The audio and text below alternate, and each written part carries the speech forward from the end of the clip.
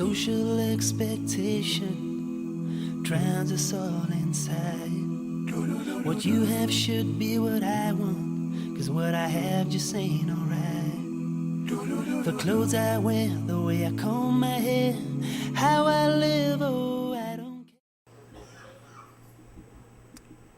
Alhamdulillah. Alhamdulillahi. أضعف ما حمله جميع خلقه كما يحبه ويرضاه. الحمد لله على كل حال ونعوذ بالله من حال أهل النار. اللهم صل على محمد النبي الأمي وعلى آله وسلم تسليما. اللهم انفعنا بما علمتنا وعلمنا ما ينفعنا وزدنا علما. اللهم آت أنفسنا تقواها وزكيها أنت خير من زكاها أنت وليها ومولاها. اللهم اجعلنا من أوليائك. اللهم اجعلنا من أوليائك. اللهم اجعلنا من أوليائك. أما بعد. Yesterday we spoke about two types of Mujaahadah. One which is wajib, which is compulsory, and the other one is mustahab. Maulana Tanvi Rahmatullah alayhi said, Mujaahadah really is to give up sin absolutely. The opposition to self, mukhalafatul hawa, opposition to self, to nafs, is wajib. And in the permitted things, he must offer a diminished resistance. And this resistance is mustahab. The diminished resistance is mustahab. The Maulana, while disclosing the reality of Mujaahadah, made it clear that it is a resistance to the demands of the soul. This resistance or opposition is sometimes wajib, like when the soul, the nafs, incites one to commit a sin. In this case, opposition to this temptation is a wajib Mujaahadah. In fact, this is the real Mujaahadah. To resist the permissible.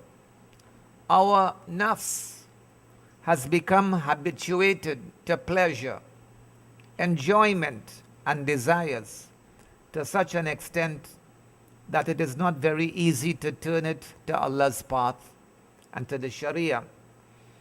It creates difficulties. Hence, in order to subdue it and to make it submit to Allah's commands, it becomes necessary to prohibit to it some of the deeds even permitted by Allah. If it is stopped from observing the permitted, then it will be accustomed to giving up the pleasures.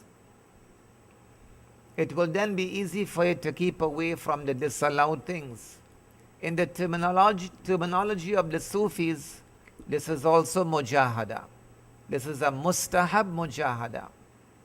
Examples of it are that eating to the point of satiation is not a sin, but the Sufis say that one must not eat to a full stomach. This is because the soul becomes neglectful on a full stomach, and the soul becomes accustomed to pleasures. So cut down on your meals. That too is a Mujaahadah. Why Mujaahadah for the permitted? Someone asked Maulana Muhammad Yaqub Rahmatullah alayhi, why the Sufis prescribe Mujaahadah for the things that are permitted. He explained that with the example of a sheet of paper that is level. Now if it is bent to one side, it can never be restored to the original form unless it is bent in the opposite direction. He said, the soul, the nafs too, is bent towards sin. It cannot be straightened unless it is bent in the reverse direction. And you forsake some of the permitted things also. As a result, the soul will become absolutely straight. This too is Mujaahadah. For Mujaahadah. The Sufis are known to practice Mujaahadah for four things. Qillatu ta'am, eat less food. Qillatul kalam, speak less. Qillatul manam, sleep less. Qillatul iqtilat ma'al anam, have fewer social contacts and mixing. Qillatul ta'am, eaten less. In the earlier days, the Sufis used to get the disciples to practice very strict mujahadah and cutting down on food to the extent that they nearly famished. Maulana Thanwi, rahmatullah alayhi, said, however, that this age was not one when such strenuous mujahadah could be practiced. People are weak even without that. And if they reduce on food intake, they will fall ill. They might even miss the regular worship.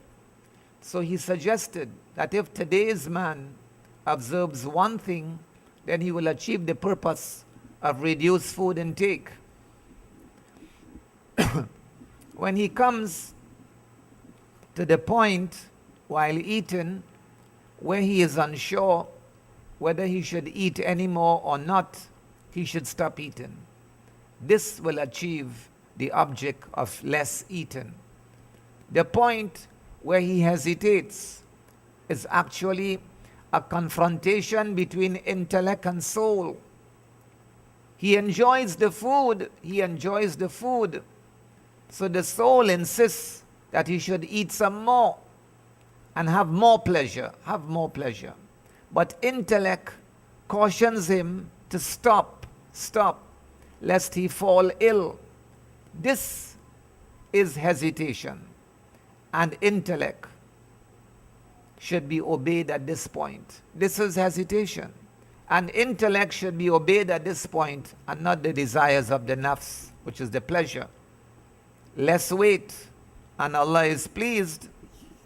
I had heard this topic from my respected father, rahmatullah alayhi, and also from Dr. Abdul, rahmatullah alayhi, often, and also read these in books.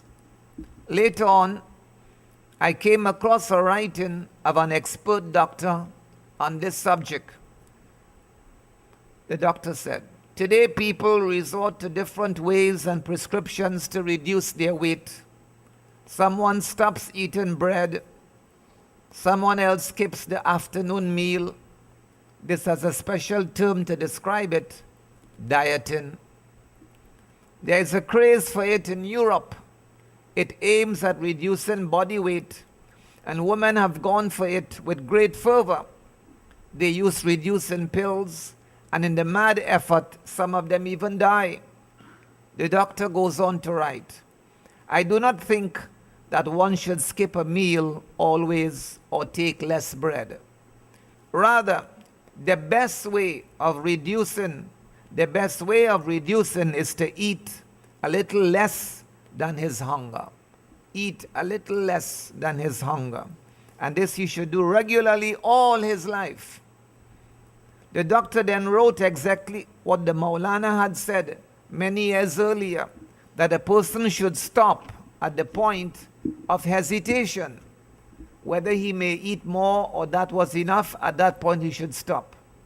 One who practices this will never ever complain of becoming fat, and he will never ever complain of stomach ache, and he will not have to resort to dieting. You may now follow this advice, either to reduce your weight or to please Allah. However, if you do it to cure your soul, to please Allah, then you will get a reward too, and you will also lose weight. But if you do it to reduce weight, you might lose the weight, but you will not get any reward for the effort. Keep the nafs away from desires. Maulana Thanwi rahmatullah alayhi has made this deed very easy for us. Otherwise, in ancient times, the Sufis practiced strenuous exercises. We have it easier today. They had free kitchens. They used to cook stew. The disciples in the Khanqa, in the recluse, were instructed that they should add a bowl of water to a bowl of stew supplied to them so that their nafs may not enjoy the taste. Besides, now and then they starved them too. But the times are different today. Medical treatment varies with changing times. So Maulana Thanvi Rahmatullah Alayhi too suggested an amended prescription to gain the same objective, mischief of the well-fed. Although it is not disallowed and not unlawful to have a full meal, leaving no portion of the stomach empty, yet it could be a means to physical and spiritual ailments of man. Every sin and disobedience is conceived by a full stomach. If man's stomach is not full, he does not think of sin or disobedience. This is why we are commanded not to have a full stomach. This is called Mujaahadah of reduced diet. Speak less, qillatul kalam. The second thing is to talk less. We speak unceasingly from morning to evening. This is wrong. Unless we control our tongue, it will go on and on committing sin. We must remember that the Nabi sallallahu alayhi wasallam said the tongue is what will cause man to be hurled into Jahannam head first. If there is no check on it, then it will speak lies. It will backbite. It will hurt people's hearts. Will be safe. Man has to observe the Mujaahadah of little speech. That's the second Mujaahadah, little speech. So that he may think before speaking and speak when necessary. In this way he becomes used to talking less. Though he wishes to speak, yet he does not do so. He controls his tongue and does not lie or backbite, etc. Permissible conversation. The get-together of friends and their indulgence in gossip definitely leads them to sin. Of course, the Sharia has also given us permission to enjoy somewhat and talk with your friends. That's also there. In fact, the Nabi sallallahu alayhi wasallam said, "Rawihul qulub sa'atan fasa'atan." Let your hearts rest after every little while. Rawihul qulub. Bring rahat. Bring some comfort to your hearts. Sa'atan fasa'atan. Every so now and then, time after time. Give it some enjoyment too. Can't be too harsh on it. The Rasul alayhi salam said that he, of course, understood the temperament, psychology, and needs of men. He knew that they could not be expected to engage in dhikr perpetually because they are not angels. They need rest and enjoyment for some time. They need that. The Prophet knew that, sallallahu alayhi wasallam. Hence, not only is some talk and some joke and jest allowed, but it is also preferred. Not just allowed, preferred. It is also the Prophet's sunnah. It's the Prophet's sunnah also to do this. And you know what? If we go against that, then a person begins to suffer from a disease called kushki, which is dryness of the brain, and he becomes so dry, so depressed, that he behaves terrible with his people in the house, with friends, and he's too dry. Must have some enjoyment, some relaxation.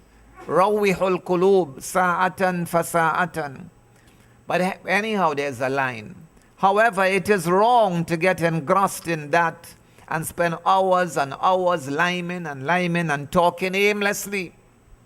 He will then surely commit sin.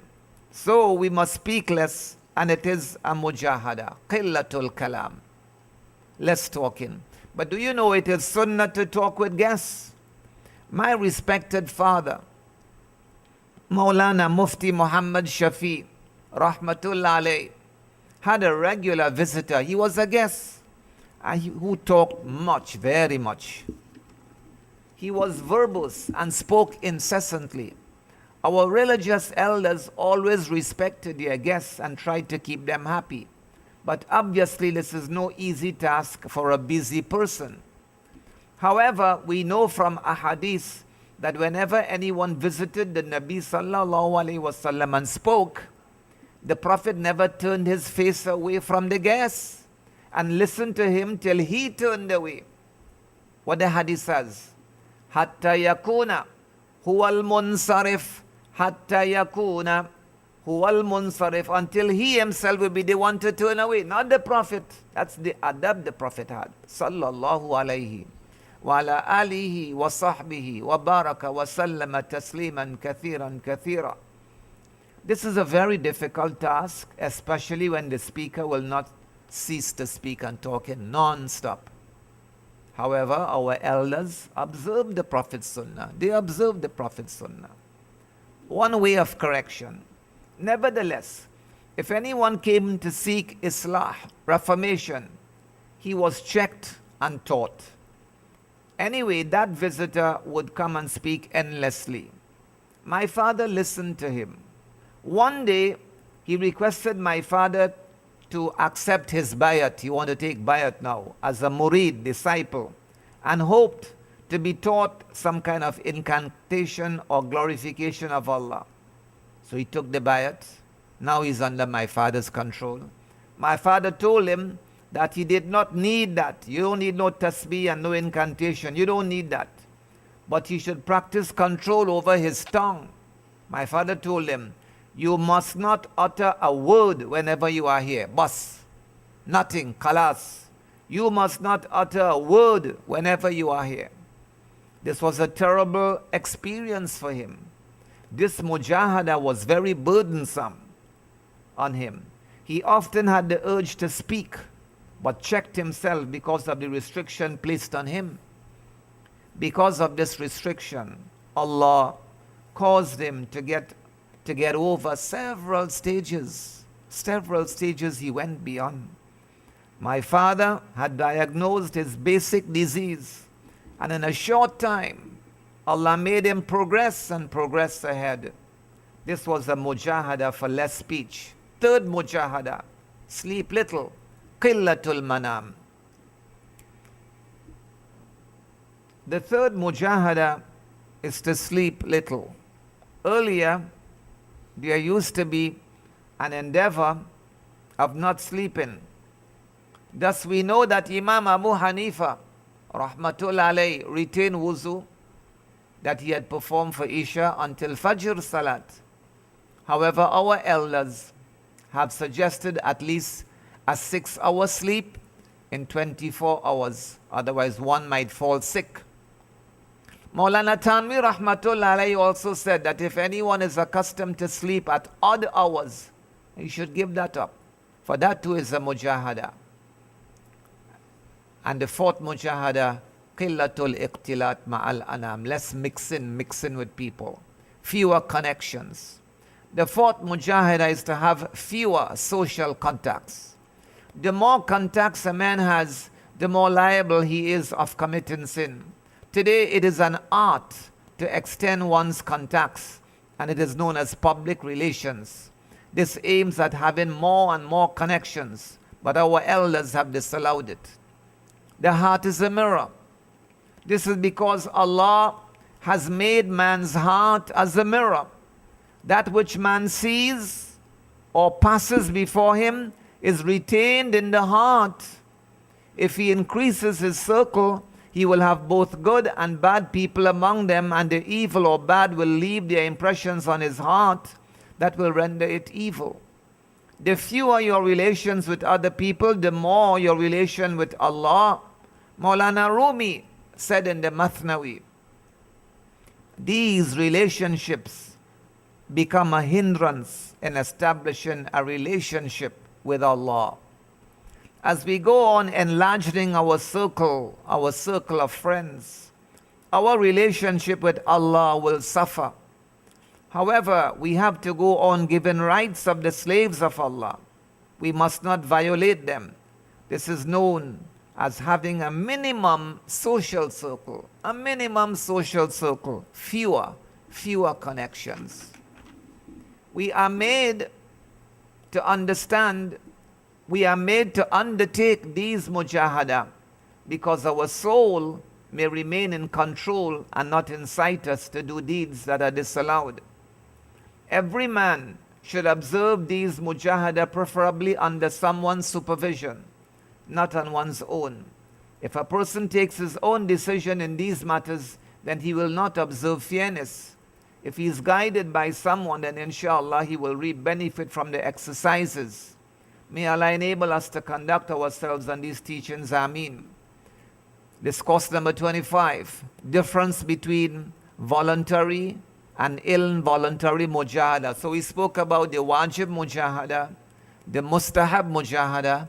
Now mujahadah also can be divided into also two categories, that which is voluntary and that which is involuntary. And these words of Maulana Tanwi are very deep, so deep that inshallah they will be explained later on. Maulana Tanwi rahmatullah alayhi said, deeds and amal, deeds are predominant in voluntary mujahadah. Deeds are there. Hence it has more nur, it has more light, more nur and brightness, because they are arranged according to deeds. In the involuntary mujahadah, there are few deeds and therefore less light, less nur. But you know what dominates there? In involuntary mujahadah, emotions predominate. So it increases ability. This involuntary mujahadah, where the deeds are fewer, the light is less, it seems as though it's more difficult, but that is the one that produces the ability in a person. So it increases ability. Then the emotions and abilities are essential. These emotions and abilities that a person get from this involuntary mujahadah now are essential to make voluntary deeds effective. Therefore, mentors have laid greater emphasis on such mujahadah from Anfas Isa. But this is matan. We have to do the sharh of this, commentary of this. Mufti Taqi Damat Barakatum comments. We have seen in an earlier text that mujahadah is to oppose the soul and to crush its demands for the sake of Allah. In the foregoing saying, the Maulana has classified mujahadah into two kinds, voluntary and involuntary. Let's talk about the voluntary mujahadah, one by choice. When a seeker turns to a sheikh for a reformation, the sheikh instructs him to observe a certain mujahadah which he deems necessary for the seeker. This is voluntary mujahadah. It is related that when the son of Sheikh Abdul Quddus Gangohi rahmatullah alayh approached a sheikh who was his father's disciple, he appointed him the task of kindling the fire of the bath. So he lit the fire and heated water for the worshippers. This was voluntary mujahadah because it was not binding on him to do that, but his sheikh appointed him to do that khidmat and service. Or a sheikh may instruct a seeker to offer 100 rakats of nafil salat every day. This is also a voluntary mujahadah because the sheikh gets him to do it at his authority. The involuntary mujahadah now. Man, so in that one is by choice, but an involuntary man has no say in it. Man has no say in this kind of mujahadah. Circumstances compel him to resist his nafs, or he faces a difficulty, or is saddened by some happening. And this is where the real test comes in to many of us. This is involuntary mujahadah. For instance, a close relative may die, and now he is grieved, and thus has to resist his nafs, which had wished that he should have lived but he died. He has to resist that now. Or the soul may have wished that his health should be sound, but he became ill, so that he underwent hardship. These are involuntary mujahadah. So there is the voluntary mujahadah in which two courses are open to man, that he may adopt one of those. Then there is the involuntary mujahadah which is forced upon a person. Let's go back to voluntary. Do not resort to voluntary mujahadah on your own accord. However, one should not resort to the voluntary mujahadah on one's own accord. There is risk of further damage if one adopts it on his own. it should always be practiced under the supervision of one's shaykh. Some students of the Darul Ulum resorted to voluntary mujahadah on their own, skipping a meal, or partaking only of one date at mealtime.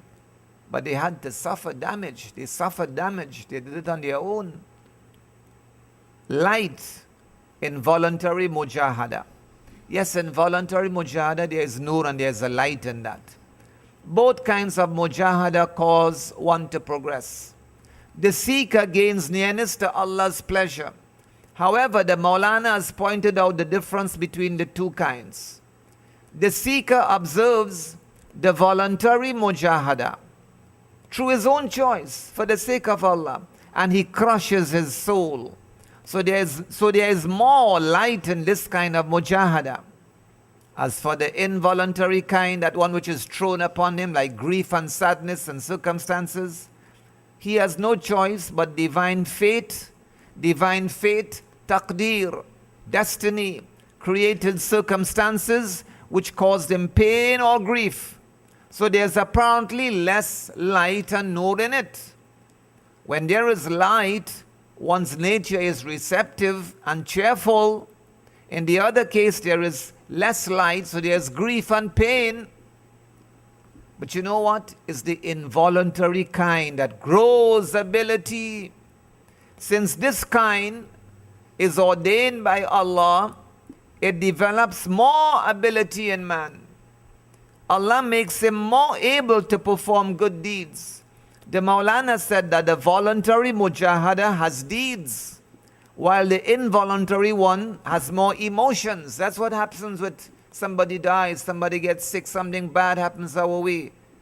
The involuntary mujahadah has emotions, or Allah's doings or emotions, which makes him more capable. Both kinds, nevertheless, do not lack benefit. But progress is quicker in involuntary mujahadah. Quicker progress, more ability. Dr. Abdul, rahmatullah alayhi, said that involuntary mujahadah brings about quicker progress.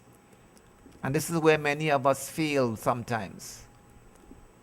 The reason is that one does not adopt it of one's own will, but it transpired through divine will. Man is made to pass through the events. When he endures them patiently, and accepts them, there is faster progress.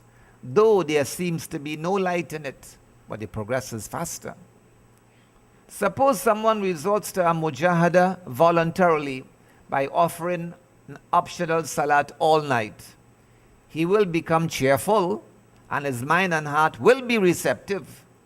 On the other hand, if one who learns of the death of a dear one, or someone reprimands him, or he faces a hardship, calamity, difficulty, he is pained and grieved. So how will he find light and cheerfulness in this condition? There is no light and cheerfulness in that. But Allah causes him to advance so that he may attain his goal. So one of the key things in involuntary mujahadah is sabr and patience. The reason for that is that the involuntary mujahadah calls for patience, sabr. Man should endure hardship and be pleased with Allah's will. Allah has promised for the patient ones, إِنَّمَا يُوَفَّى الصَّابِرُونَ أَجْرَهُمْ بِغَيْرِ حِسَابٍ.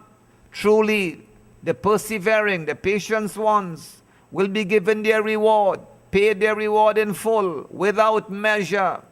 إِنَّمَا يُوَفَّى الصَّابِرُونَ أَجْرَهُمْ بِغَيْرِ حِسَابٍ. No measure for that. All the other deeds will be rewarded through a reckoning and a measure, hisab, but not patience. That will be rewarded بِغَيْرِ hisab, without reckoning, without any measure. No possibility of temptations. One who practices the voluntary mujahadah is conscious that he is engaged in mujahadah because it was by choice, then he finds cheerfulness and light in it, and he enjoys it, so that there is a possibility of temptations from the nafs and the shaitan. There is a possibility of temptations, but there is no such possibility in the involuntary kind. Hence, the seeker attains his goal directly through the involuntary mujahadah. However, one should not seek the involuntary mujahadah from Allah, nor ask him. Don't ask Allah for that, you know. One should not seek that involuntary mujahadah from Allah, nor ask him for illness, hardship, or grief and sorrow. Don't do that. Rather, he should make dua to Allah to protect him from these things. But when he is faced with them, then he should be perseverant, patient, and believe that he is now being conditioned. He is now being conditioned through the involuntary mujahadah, and Allah will cause him to progress. Here is the chance for him to progress. But as Maulana said, both types of mujahadah have benefit, you know. Both of them have benefit. But this one carries you even quicker. And you know what? When we are in trouble, a good way to really behave is to think of it. Thinking of it when in trouble. When man is beset with hardship, masaib, calamities, difficulties, sadness, grief in this world, he should convince himself that he is undergoing an involuntary mujahadah. He should tell himself that he does not practice the voluntary kind. He's a man never practiced voluntary kind to attain progress, because his nafs hinders him from that, so he doesn't practice that. So you know what? Allah has placed him in this involuntary mujahadah. He should hope that many of his sins will be forgiven thereby. His rank will be elevated many times, and he will come closer to Allah. This is how we have to think and hope when this comes to us, that many of his sins will be forgiven thereby. His rank will be elevated many times, and he will come closer and closer to Allah. The ulama have said that the nearness to Allah, qurb ilahi, achieved through patience, is not matched through anything else. Isn't that deep? The ulama have said that the nearness, the taqarrub, the nearness to Allah, achieved through patience, is not matched through anything else. So if he convinces himself in that way at the time of the difficulty, then he will find these things less burdensome, and he will attain the progress too. He'll be able to bear that calamity, find it less burdensome, and he will attain progress too. An incident in my life. When I was appointed, Mufti Taqi Usmani says, when I was appointed to the Federal Sharia Court, I had to leave the Darul Uloom for some time and stay at Islamabad. I had to stay there for a month and a half during the vacation in Sha'ban and Ramadan, against my will, against my desire. I had never been before away from Darul Uloom for such a long time, so I found it a painful experience. When I wrote to Dr. Abdul, who was my sheikh, of course, his sheikh, about it, he told me that I was passing through an involuntary mujahadah and that everything would turn out well, insha'Allah. Later, when I met him, he told me that one experiences the involuntary mujahadah when he does not like what is happening to himself. That's when he experiences involuntary mujahadah. When he does not like what is happening to himself. But that is divine decree. Divine decree. So if he perseveres and is pleased with Allah's will, qada, taqdeer, then sometimes man advances very, very rapidly through this mujahadah. As we have seen, one should not ask Allah for hardship, grief and sorrow, but should seek His protection against them. However, if one is afflicted by them, then one should believe that they are blessings from Allah, through which his rank will be elevated, inshallah. These are blessings. The benefit. The Maulana then said, if the involuntary mujahadah causes deeds to be curtailed and only the fard and the wajib are performed, the reward for a perfect mujahadah shall accrue nevertheless. And this is important to understand.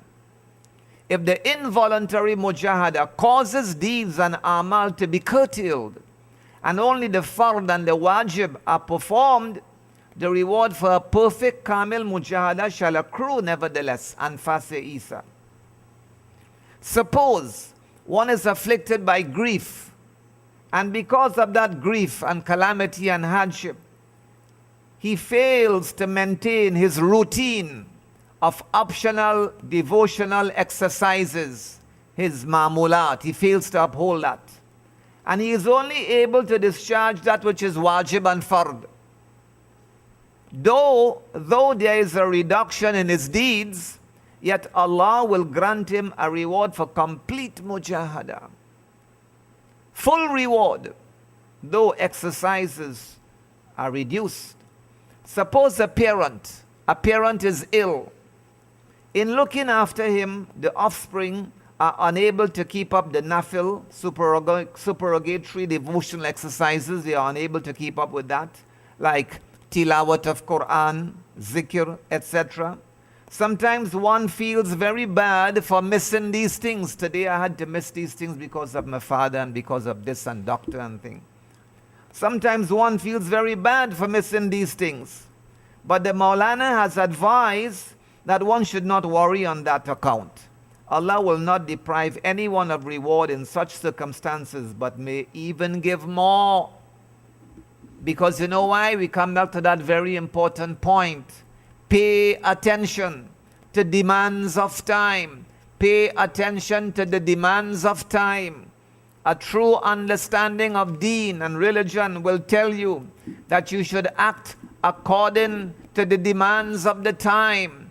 Maulana Masihullah, one of the great caliphs of Maulana Tanvi Rahmatullah alayhim, used to say, religion, deen, is not to satisfy one's desire. Religion and deen, said Maulana Masihullah, is not to satisfy one's desire.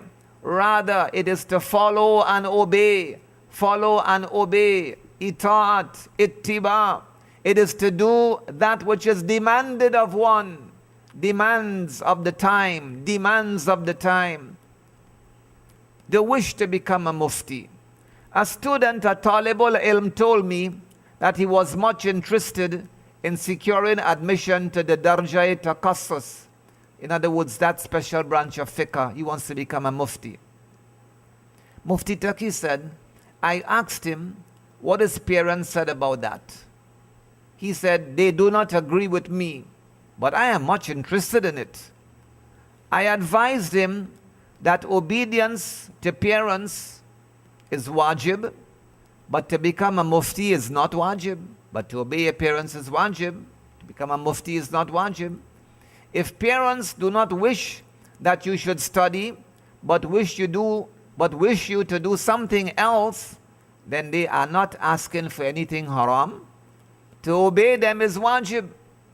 Or suppose they are unwell and need you, you should not then pursue higher education, which is not farz-e ayn, but farz-e kifaya, a collective duty discharged by some on behalf of all.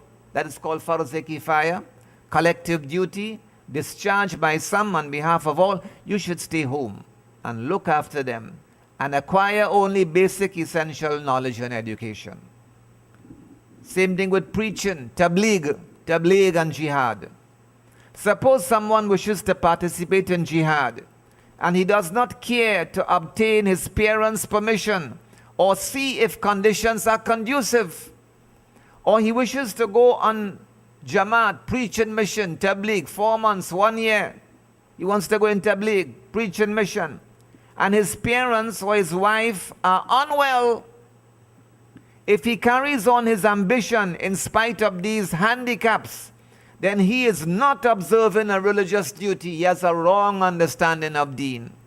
He is not observing a religious duty, but he pursues his personal likings. And that is not religion, as Maulana Masihullah said. Maulana Masihullah made that very clear. That religion is not to satisfy one's desire. It is really about following, obeying, and fulfilling the demands of the time.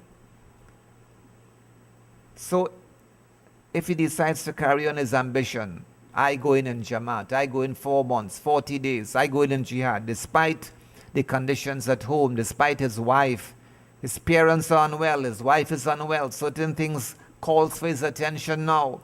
But in spite of that, if he carries on his ambition in spite of these handicaps, then he is not observing a religious duty, but he pursues his personal likings, and that is not deen.